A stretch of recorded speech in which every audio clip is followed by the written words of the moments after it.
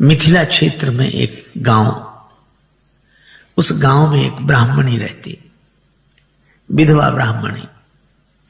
उसको एक बेटा, और बेटे का नाम प्रयागदत्त।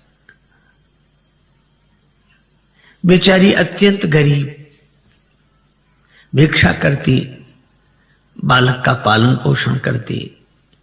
उस बेचारी ब्राह्मणी के पास 2 धोतियां, एक धोती पहन लेती, एक धोकर डाल देती।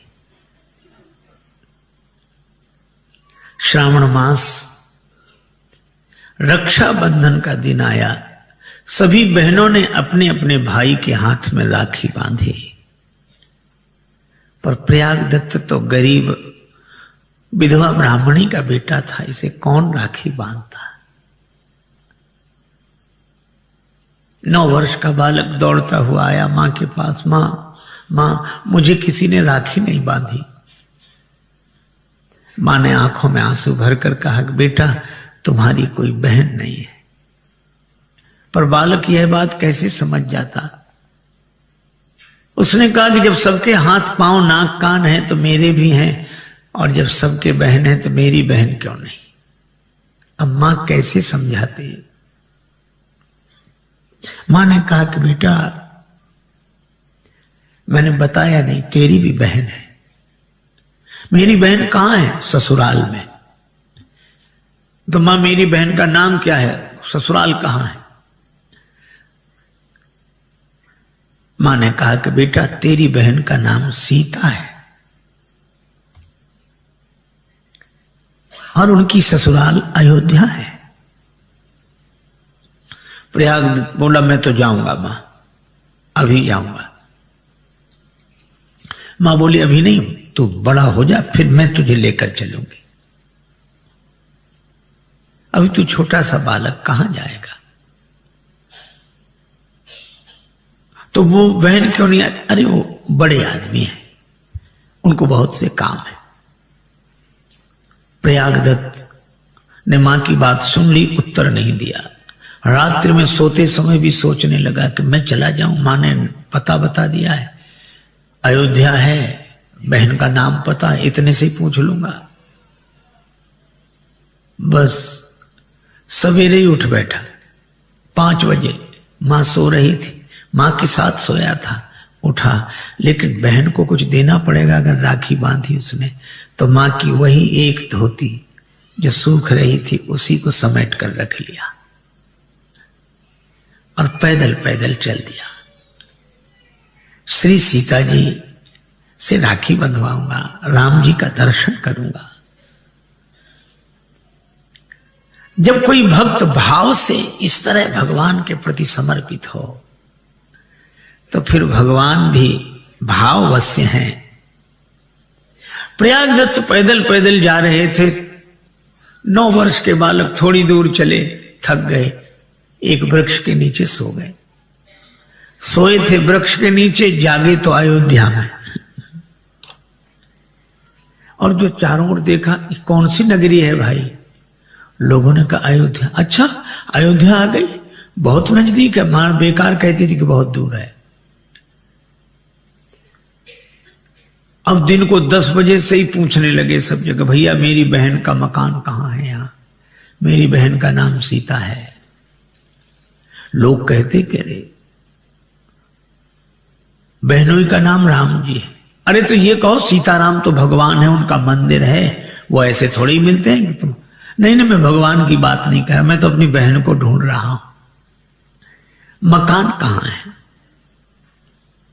शाम तक कोई संतोषजनक उत्तर नहीं मिला।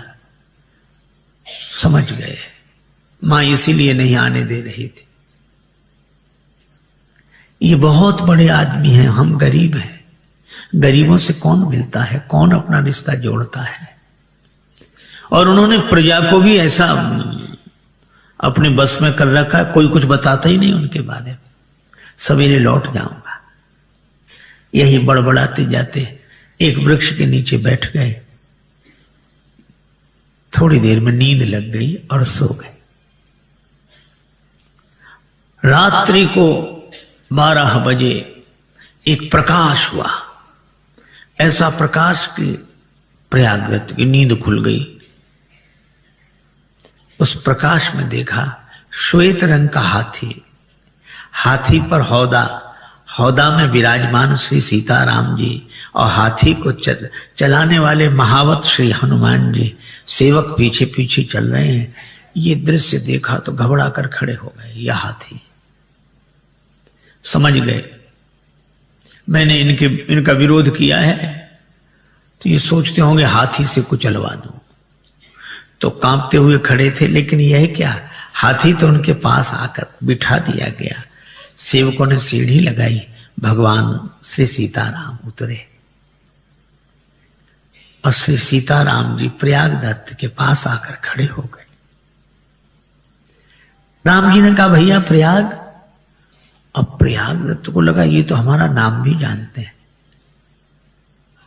श्री जानकी जी की ओर इशारा करके श्री राम जी ने कहा भैया प्रयागदत्त, ये तुम्हारी बहन सीता है।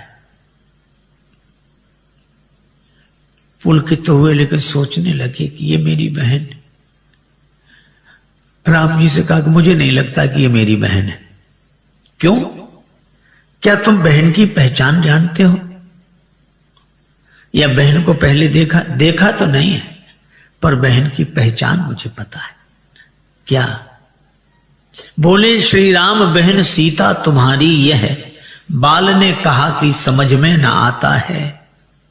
विरह व्यथा से चरणों में लोट लोट कर रोती है बहन जब भाई मिल जाता है।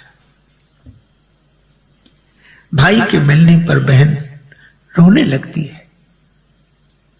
अगर ये मेरी बहन होती तो ऐसे ही खड़ी रहती। भूल गई मैया पर भैया हमें भूले नहीं, भैरव सिया के उर भाव भर आता है। रोने लगी सीता आंसुओं से पग धोने लगी, भाई भगनी का भगवान धन्य नाता है। श्री सीता जी के आंसू भर आए, भैया ने हृदय से लगा लिया। जानकी जी ने प्रयागदास के हाथ में, दाहिने हाथ में राखी बांधी अपने हाथ से। अब प्रयाग दत्त तो सिर भी ऊपर नहीं कर पा रहे, सिर नीचा किए, आंसू बरस रहे हैं। अब बहन को क्या दूं? वो धोती जो लाए थे मां की, सिर नीचा करके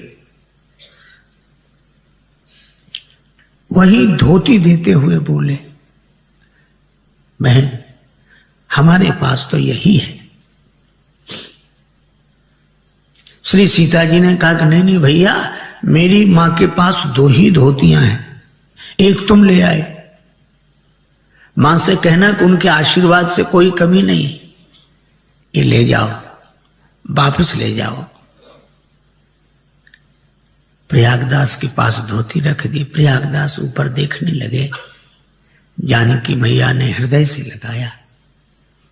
फिर धीरे धीरे धीरे श्री सीताराम, राम जी को भी देखा। प्रयागदत्त ने प्रणाम किया। सीताराम जी धीरे धीरे हाथी पर जाकर विराजमान हुए। ये दृश्य विलीन हो गया, कुछ न दिखाई पड़े। अब तो प्रयागदत्त रोने लगे, भाव विह्वल दशा हो गई।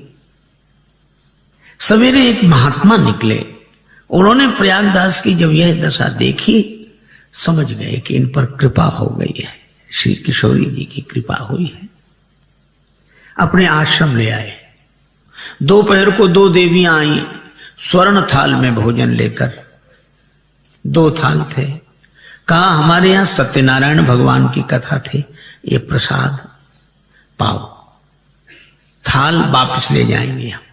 कोई नहीं आया वापस लेने। महात्मा समझ गए कि श्री जानकी जी ने ही अपने भैया की पहुनाई की है। अब महात्मा बोले ये थाल तुम्हारे कारण आया है, तुम वापस ले जाओ।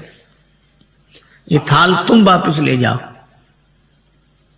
और प्रयागदास कहें कि मैं बहन का ये थाल लेकर जाऊंगा तो मां विरोध करेगी। आपके आश्रम में आया है, आप ही रखो। दोनों ने सलाह करके स्वर्ण के वे दोनों थाल वशिष्ठ कुंड में डाल दिए और प्रयागदत्त सवेरे चले, भगवान की लीला, मार्ग में सोए, जगते ही गांव पहुंच गए। मां का तो रो रो कर बुरा हाल था, बेटे को हृदय से लगाया। कहां गया था? बहन के पास, देख राखी बंधा के आया हूं। मां ने राखी देखी। प्रयागदास कह रहे थे कि दिन में तो कोई पता लगा नहीं। प्रयागदत्त बोले कोई पता नहीं लगा, बहुतों से पूछा, लोग कहते थे भगवान हैं और क्या, पर रात को आए थे, अकेले में आए, और ठीक भी था। अब इतने बड़े आदमी सबके बीच में कैसे ये बतावें कि मैं उनका भाई हूं, क्योंकि मां बड़ा अंतर, पायन में पनही न इते, इधर पांव में जूता नहीं, पायन में पनही न इते, उत्भूषण की तन पे छवि छाजी, जाह विनीत लिखी अवनी, तेह की भगनी गजराज बिराजी। जिसके भाग्य में पैदल चलना लिखा, उसकी बहन हाथी पर बैठी। मान की बात नहीं मन में, चित में एक चोट लगी मुँह पांजी। क्या? प्रयागदत्त बोले बात कही बहनी दुई चार, पर बोले नहीं बहनोई मिजाजी। बहन ने तो दो चार बातें कही, पर बहनोई बोले नहीं, बस मुस्कुराते रहे। मां ने कहा बड़े संकोची हैं वे, और मां ने हाथ जोड़कर आकाश की ओर देखा, आंसू बरसने लगे। प्रभु जानकी जी, आपने लाज रख ली मेरे वचन की। अब प्रयागदत्त बार बार कहते मां मैं जाऊं, अब अभी नहीं, बड़ा हो जा। जब बड़े हुए तो कुछ कुछ समझ में आने लगा। एक दिन मां का शरीर शांत हुआ, अंतिम संस्कार कृत्य आदि करके अयोध्या आ गए, और अयोध्या में एक स्थान पर आकर वैष्णव संस्कार हुए, दीक्षा ली, नाम हो गया प्रयागदास। श्री जानकी जी के भैया हैं तो सब लोग उनसे कहते मामा प्रयागदास, मामा प्रयागदास। कथा में बैठते बड़े आनंद से कथा सुनते, किसी से लेना नहीं देना नहीं, और इसी भाव में डूबे रहते। एक दिन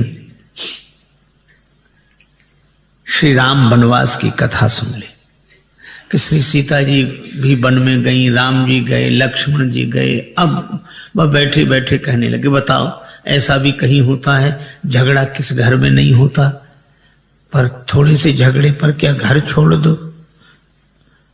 पर राम जी गए और हमारी बहन को भी ले गए, और लक्ष्मण भैया भी गए, कितना कष्ट पाते होंगे ये वन में। और रोने लगे, पता नहीं, अब आज तक किसी से कुछ नहीं मांगा था। व्यास जी से पूछा कहां होंगे अभी वन में इस समय, तो व्यास जी ने ऐसे ही कह दिया चित्रकूट में। बस अब लोगों से कहते भैया कुछ दे दो, क्यों, अब जानते हो मुझे तो कुछ नहीं चाहिए, पर वो चले गए वन में, और तीनों कितने परेशान होते होंगे, उनके लिए कुछ सामान लेकर जाना है। लोग प्रसन्न होते और देते। 3 पलंग बनवाए, 3 जोड़े जूते और कपड़े अपने सिर पर रखकर अयोध्या से पैदल चित्रकूट गए। ये भक्तों का ढंग ही अलग होता है। किसी से मेरी मंजिल का पता पाया नहीं जाता, जहां मैं हूं फरिश्तों से वहां जाया नहीं जाता। मोहब्बत के लिए कुछ खास दिल मखसूस होते हैं, ये वो नगमा है जो हर साज पर गाया नहीं जाता। पैदल पैदल गए चित्रकूट, मंदाकिनी गंगा के किनारे फटिक शिला पर खड़े हो गए। अब कहने लगे राम जी आ जाओ, हम नाराज तो बहुत हैं लेकिन अब नहीं हैं, आ जाओ। हमारे डर से छिप रहे हो जंगल में, और बहन मेरी बात तो सुन, तू तो आ जा। और लक्ष्मण भैया कोई नहीं आ रहा है। दिन भर बोलते रहे, रात भर बोलते रहे, नहीं आया तो दूसरे दिन जंगल में ही घुस गए। अब चित्रकूट का जंगल, मंदाकिनी के उस पार का जंगल, झाड़ियों में कपड़े उलझे पर बढ़ते जाएं। भगवान से रहा नहीं गया, प्रकट हो गए। श्री सीता राम लक्ष्मण को देखा तो चरणों में गिर गए। फिर आंसू बहाते हुए बोले, घर काहे को छोड़ दिया, और ये बहन ने भी तुम्हें नहीं समझाया, और लक्ष्मण भैया तो चाहते ही यही थे कि वन में चले। लो अब ये पलंग पर बैठो, ये जूते पहनो, ये कपड़े हैं, आराम से रहो। भगवान ने कहा, हम वनवासी हैं, नियम है, पलंग पर नहीं बैठेंगे, जूते नहीं पहनेंगे। तो बोले, पलंग पर न बैठेंगे न पहनेंगे जूते, बड़े व्रतधारी के बेटा बने। अरे ऐसा किस तरह का नियम, सुख से रहो। और रोने लगे। श्री जानकी जी ने कहा कि प्रभु, इनको, श्री जानकी जी ने कहा कि प्रभु यह बड़े दुखी हो रहे हैं, इन्हें अपने साकेत का दृश्य दिखा दीजिए। भगवान ने साकेत का दृश्य उपस्थित किया। इतना ठाठ बाट, और ये जो प्रयागदास ने देखा, कहने लगे, अरे भाई तुम तो बड़े ठाठ से रहते हो, और हमको लग रहा था कष्ट पाते होगे चित्रकूट में। हमने किसी से मांगा नहीं आज तक, आज मांग कर आए। ये कलंक और लगाया, अब क्या हो इस पलंग का। भगवान बोले, प्रयागदास जी अब इस पलंग का उपयोग आप करो, जूते आप पहनो, ये कपड़े आप। समझाया, प्रणाम करके चले। अब एक पलंग सिर पे रखे, कपड़े सिर पर रखे, जूता पहने, प्रयाग गए। और प्रयाग में था माघ मेला, तो प्रयाग के पहले ही एक नीम के वृक्ष के नीचे अपनी खाट बिछाई, खाट पे आराम से सो गए। मिट्टी का करवा पानी से भरा वो नीचे रखा। अब किसी ने कहा कि बाबा यहां क्यों पड़े हो, माघ मेला में नहीं जाते। कहने लगे, मतवादी हैं वहां इकट्ठे, हम जाके करें क्या मेलों में, और प्रागदास श्री राम को लेकर पड़े रहेंगे ढेलों में, हम तो यही ठीक है। किसी ने कहा, ढेलों में पड़े हो, पलंग पर सो रहे हो, हमने तो ऐसे साधु देखे ही नहीं। इतने ठाठ से कैसे साधु हो जो पलंग पर सो रहे हो, जूता पहने हो, कपड़ा और ये। तो कहने लगे, कौन कहता हम साधु हैं, फिर कौन हो। तो कहते, नीम के नीचे खाट बिछी है, नीम के नीचे खाट बिछी है, और खाट के नीचे करवा, और प्रागदास अलमस्ता सोवे, राम लला को सरवा।